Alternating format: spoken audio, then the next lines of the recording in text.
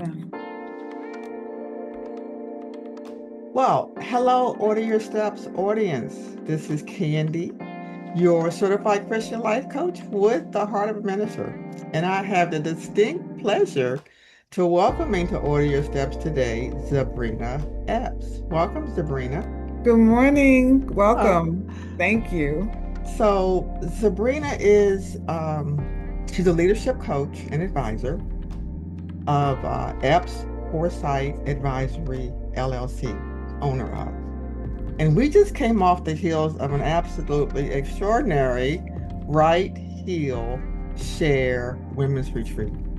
I think we're still kind of recuperating from the Holy Ghost high that we got while in the room. And so Sabrina and I were talking, and one of the things, and I thought about just starting a podcast series on the heels of the retreat and see where the Holy Spirit takes us. But one of the questions that Dr. Marcia Levi asked us during the retreat was, do you know what you personally desire for this life for yourself? And as I was talking with Sabrina, I believe she has a new program Mm. that she's starting this weekend, I believe, Monday. that helps women to actually answer that question. Mhm. So, Sabrina, will you talk to us about future me? It sounds extraordinary. So turn it over to you. Absolutely. So thank you so much, Candy, for the opportunity to come on your podcast. I've watched you on YouTube and Instagram for quite some time, and yes, coming off of Right Heel Share has been absolutely amazing. My heart, my mind, my creativity has been on beyond 10. So I'm really, really excited. And I'm very, very excited about future me, 30 days to reflect, um, refine, and reinvent yourself on the path with foresight. And so I am, in addition to being a leadership development coach and advisor, I'm also a certified foresight practitioner. And what that means is within the field of future studies, which is more of an academic field, but the practitioner side uses tools and methodologies to help people really concretize some possible potential visions of their preferred futures. Excuse me.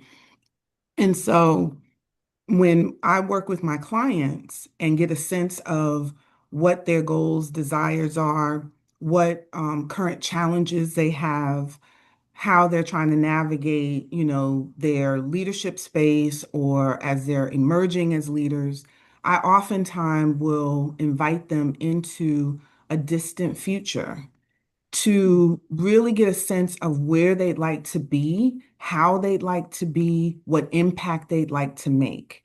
And then use that information and what I and others call artifacts from the future, bring them back into present to see how that can become building blocks to the preferred futures that they desire. And so starting on Monday, well, there's two starts. One is the access to the platform. But on Wednesday, March 6th, I will kick off with my pod squad. Registration has been going on. It'll be going on, well into the weekend. There's a few seats left, so I really want people to register and get those choice seats. But yeah, myself and the pod squad, we will be asking some questions, digging into our assumptions, digging into, our worldview. Why is it that you know the things that you know? Not just because you were taught it in school, but you were taught by your family, you were taught by your culture, you were taught by your geography, your anthropology, if you will. And so, but we've been taught these things, but how often do we question it? You know, it may be what may be very, very real today, what may have been very, very real 10, 20, 30, 60 years ago. Is that still real today? So one of the concepts that I talk about is a used future, meaning it's a concept that, again, at one point was very relevant.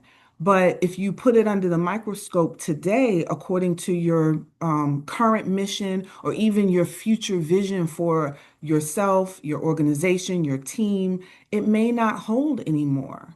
So, and we seem to have gotten to a point where we've stopped questioning, Mm. we've stopped questioning those conventional wisdom. See, that's when I hear, when I'm working with leaders and I hear them say things about conventional wisdom, or one of my all-time pet peeves, low-hanging fruit, right? Uh, You can pick the yeah. low-hanging fruit off the tree. That means that it's ripe. But the thing about that is, if you don't use it for purpose immediately, then it's going to die.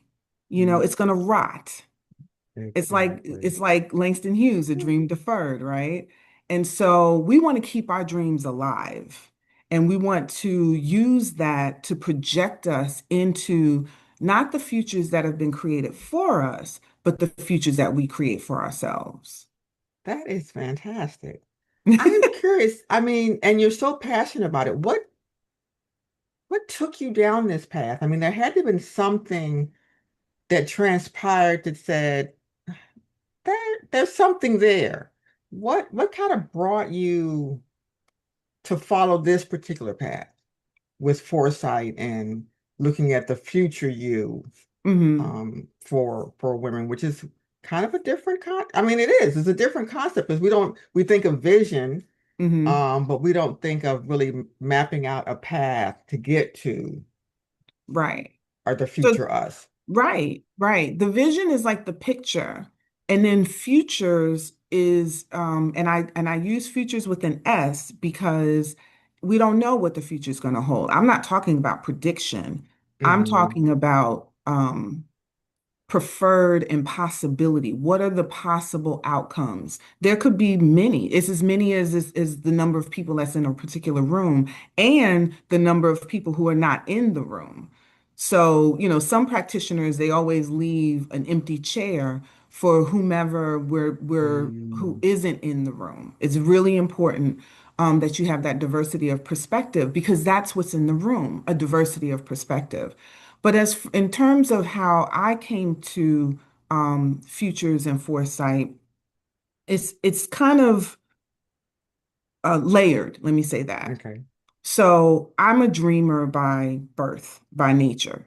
I have been, I'm a PBS kid. So in a lot of ways, Okay. I was cultivated to dream, to see other worlds, to wonder.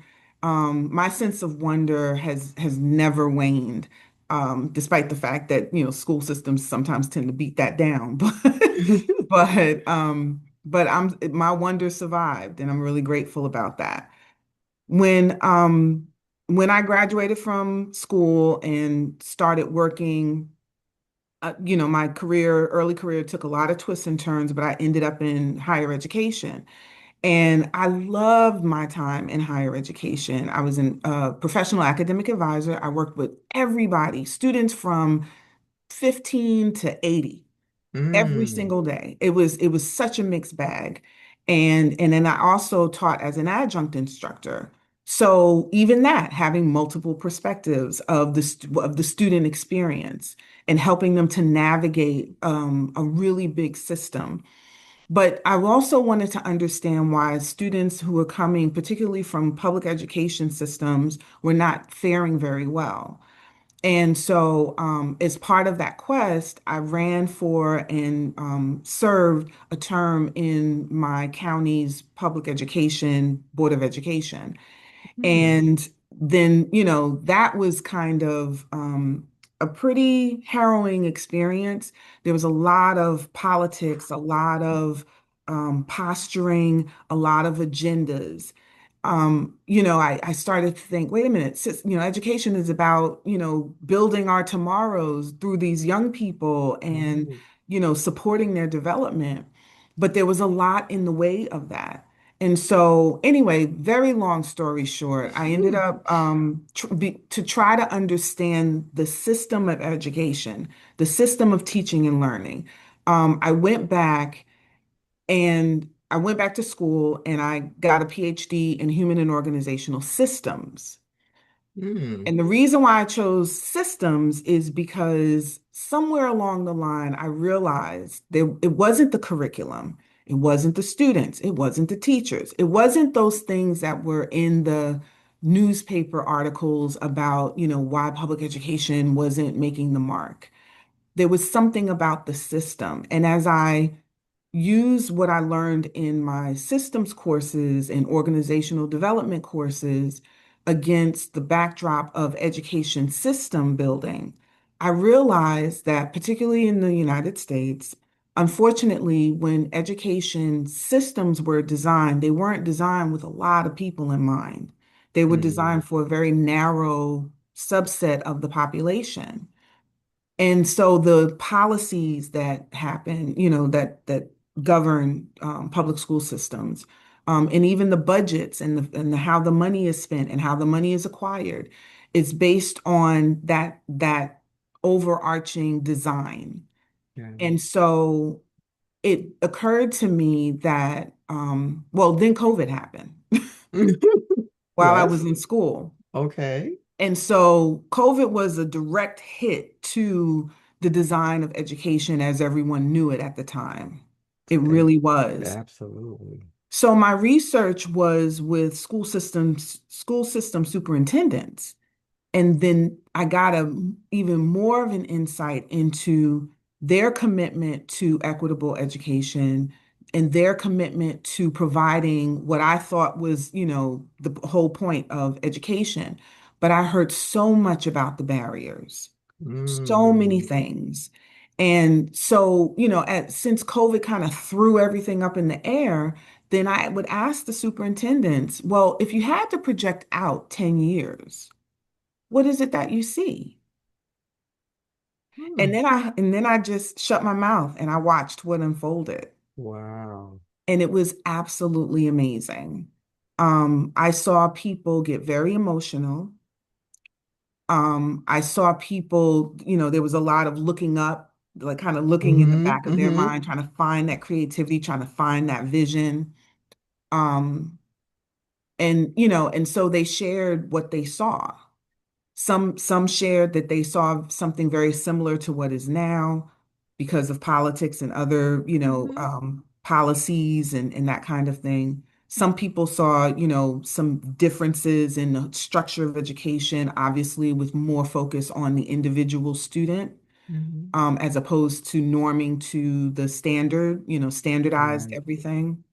Of course, there were a lot of references to technology, but that's changing even as we're having this conversation. Absolutely. So it continues and it continues. But the most prominent thing that I saw with those superintendents who, in a lot of ways, felt very embattled was a sense of agency, a sense that they could control in some small ways how their education system would look even after they left it. Because, you come into a system, you leave a mark. Right. When you go out your door, you leave a mark on the world.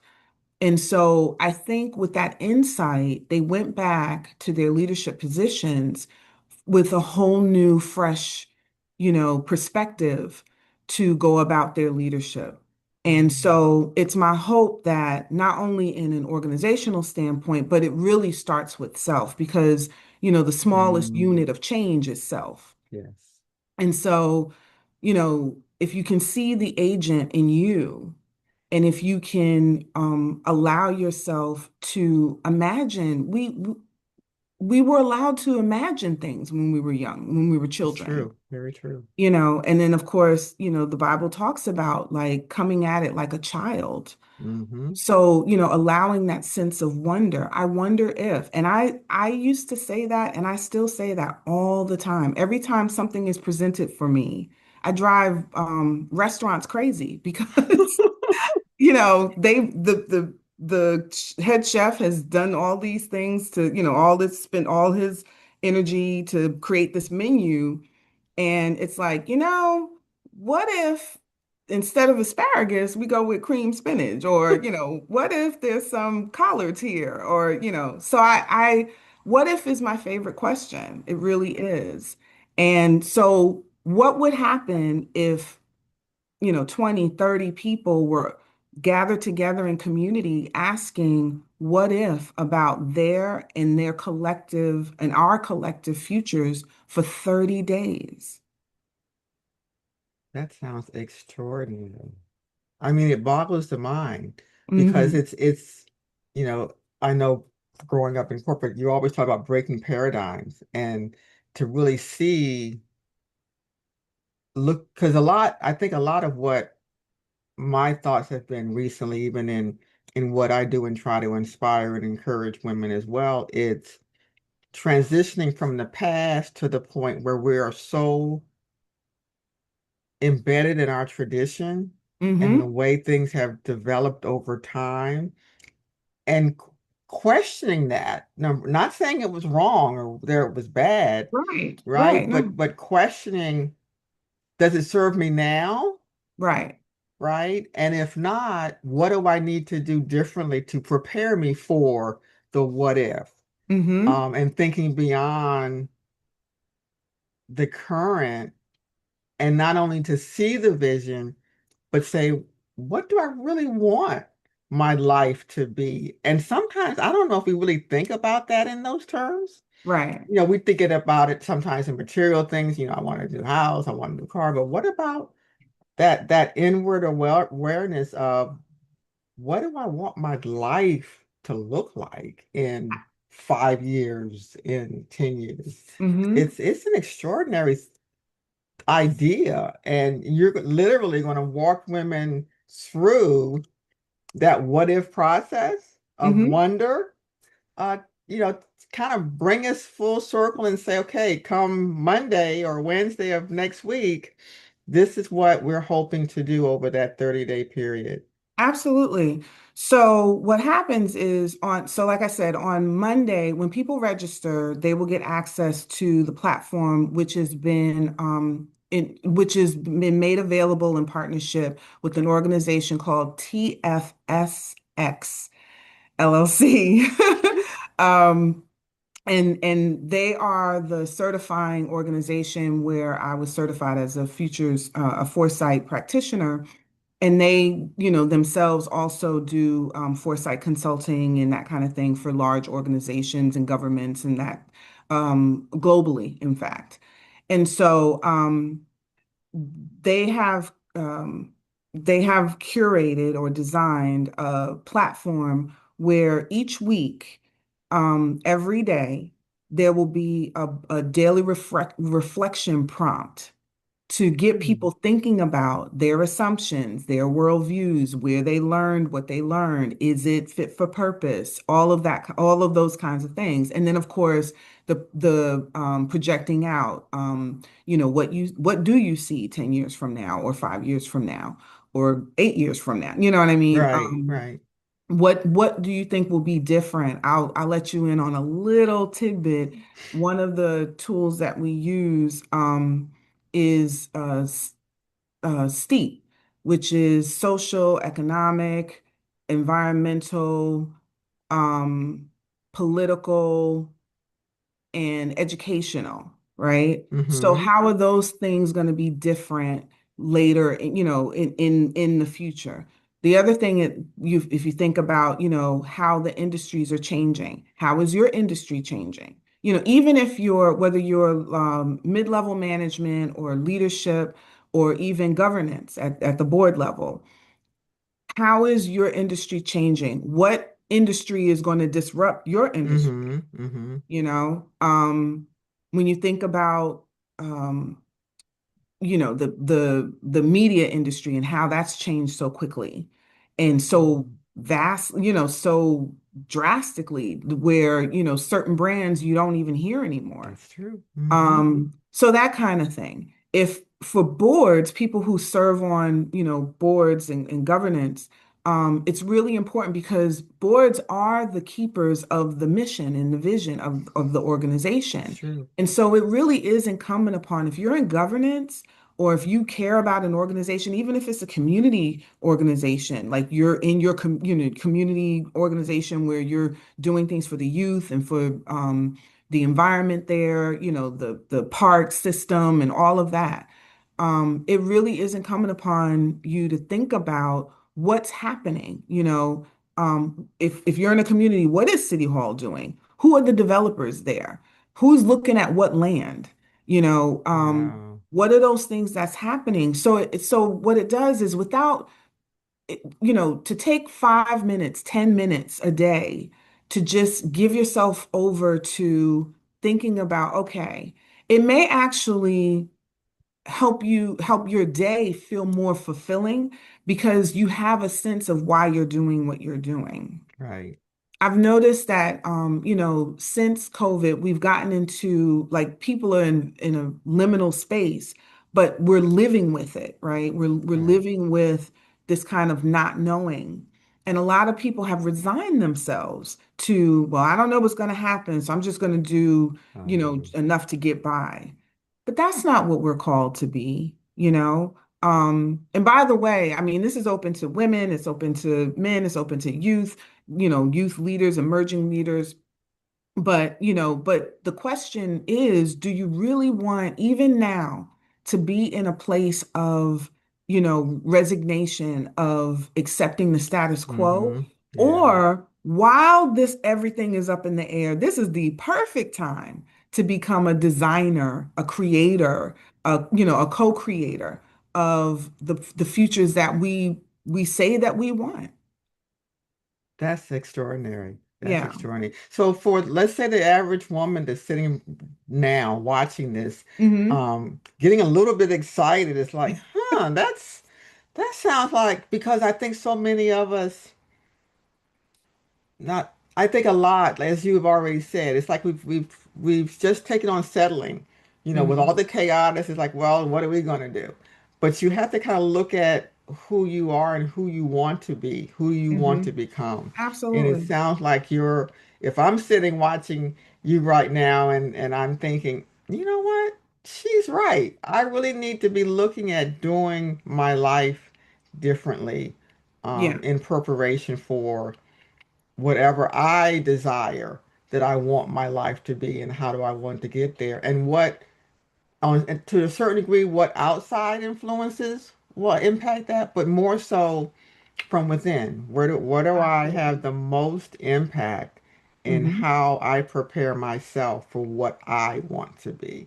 I'm so glad that you said that because one of the things when I'm working with my clients that I say to them, and again, it's not a complete discount of the past. Right. What it is though, is I do have them sometimes think about the past, but not for the problem, but for past solutions. Because, Mm. it's just like Dorothy, like click your heels 3 times. It's been in you all the time, all along. Yes. And so I take them through that exercise. I've been through that exercise. I mean, it was a game changer when I was in school and I had a coach and she walked me through the paths. I'm like, I don't think I can do this. She was like, okay, let's talk about all the things you've done.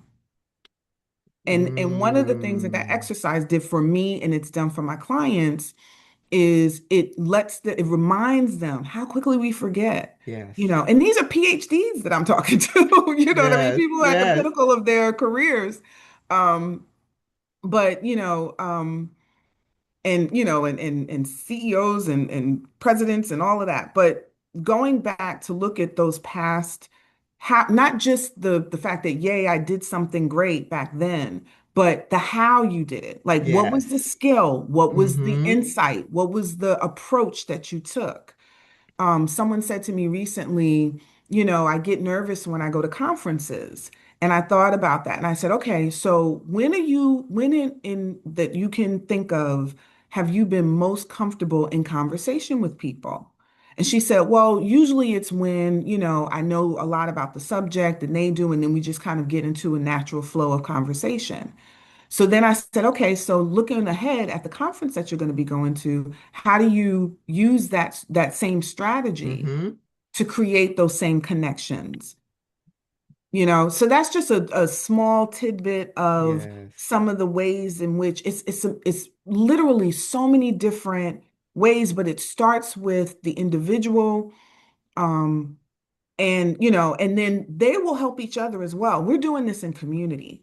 So in addition to the reflection prompts, then we'll have every week we'll have a meetup, right? Hmm. So we have our kickoff, and then the next week we'll have a quick meetup, kind of a office hours type thing. Come in real quick, say what you need to say, and then even on the platform, the TFSX platform, there's a discussion board. And so if a thought comes to mind and you want to put it out there for people to mull over, Mm-hmm. then you can do that. Um, and then of course, again, if anyone, wants to contact me either during the 30 days, then I can make myself available. And then once we've come to the end of the 30 days on June 3rd, we'll have a full wrap up. We'll celebrate. We'll get, I'm really excited to see what some of the visions that people have with some of the, alternative futures that are presented out there.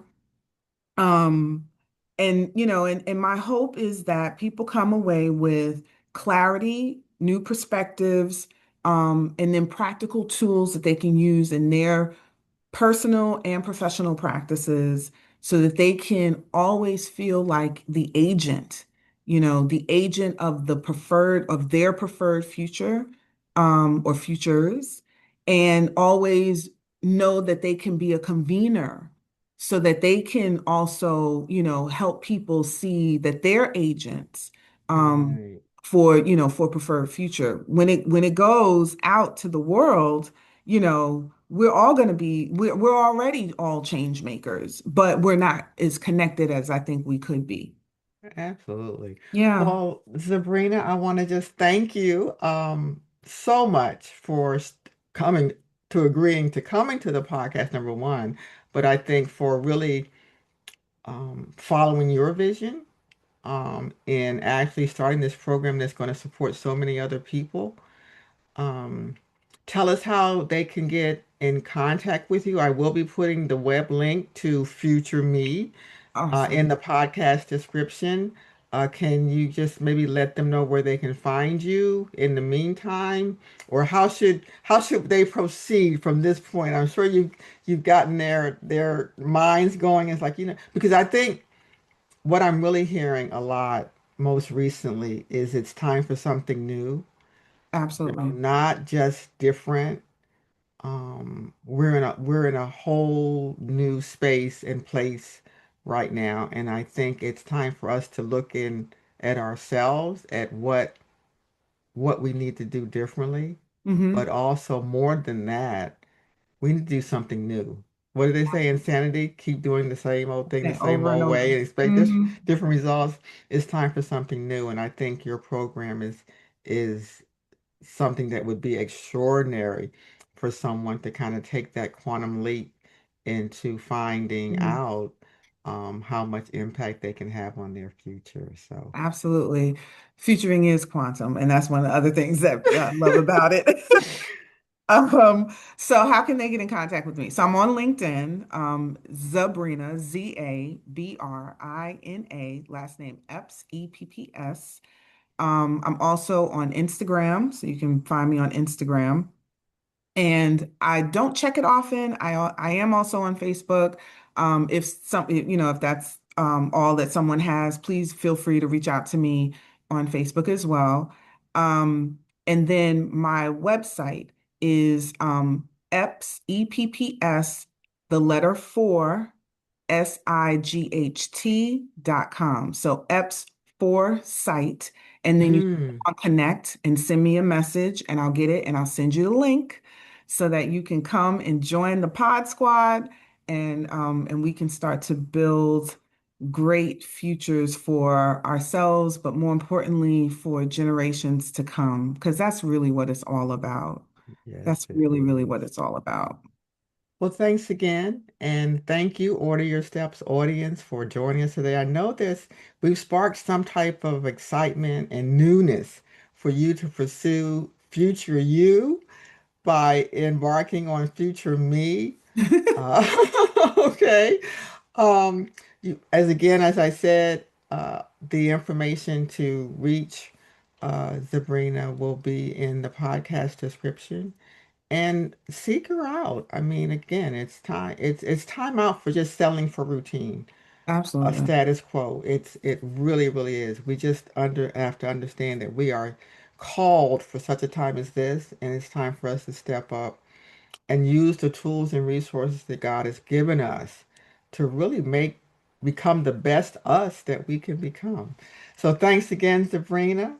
Um, we wish you all the best. We know that come May 6th, May 6th. uh-huh, the floodgates are just going to open, Gonna and kick off with a the bang. kickoff is May is going to the floodgates are going to open. So reach out, order your steps, audience. Remember, the Lord orders the steps of the godly.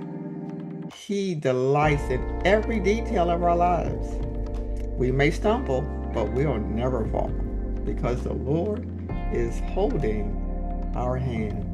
Bye bye for now, and I'll see you next time. Thanks so much, Sabrina. Thank you so much, Candy. Thank you for having me. I had an enjoyable time with you, as Great. always. Great. Bye bye now. Bye.